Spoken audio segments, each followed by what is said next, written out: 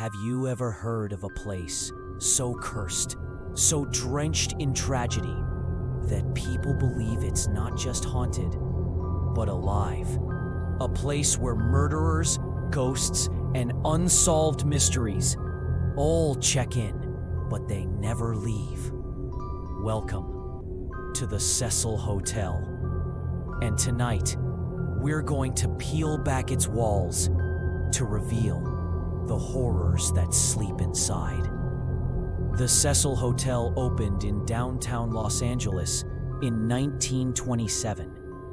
It was supposed to be glamorous. Marble lobby, stained glass windows, and 700 rooms of luxury. But as the city grew darker, so did the hotel. The once grand building soon turned into a cheap stopover for drifters, addicts, and criminals. Locals started whispering that something was wrong with Cecil, that the hotel itself was cursed.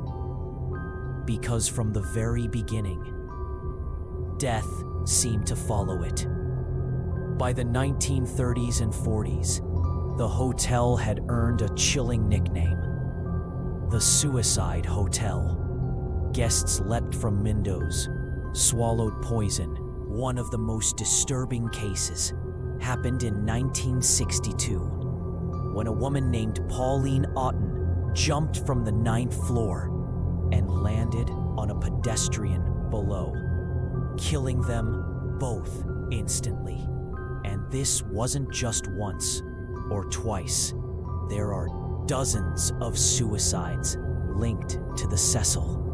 Some locals say you can still see shadowy figures falling past the windows late at night, even when no one is there. But suicides weren't the only horror inside Cecil's walls. The hotel also housed monsters.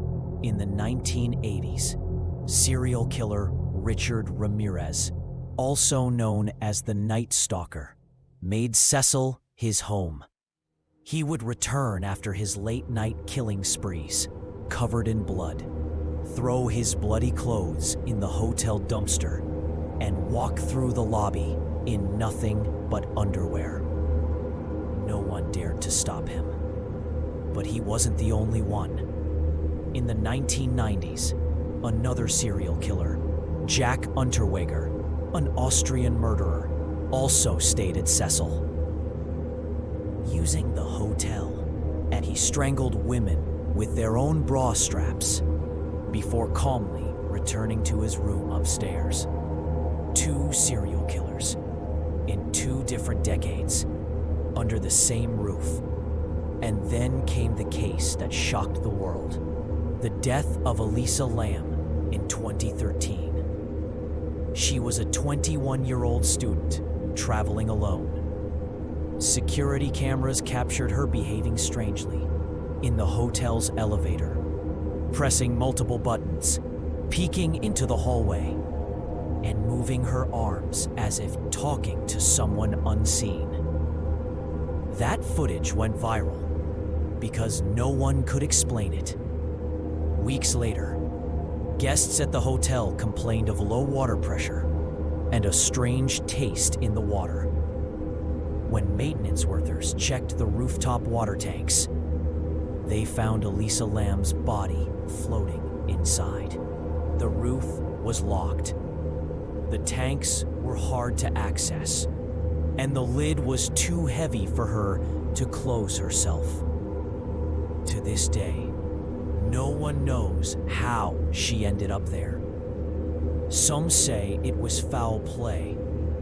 Others whisper something darker dragged her in. With so much death, violence, and tragedy packed into one building, it's no surprise people believe Cecil is haunted. Guests report seeing shadow figures, hearing footsteps in empty hallways, and waking up to whispers in their rooms. Some even say the hotel feeds on suffering, like a parasite that attracts the broken and disturbed, trapping them inside its endless cycle of horror. So think about it. A hotel built for the rich that became a graveyard of suicides. The home of not one, but two serial killers. And the stage for one of the internet's most disturbing mysteries. Some places are haunted because of a single death or a tragic accident. But the Cecil Hotel? It's a black hole, swallowing hope, happiness, and sometimes life itself.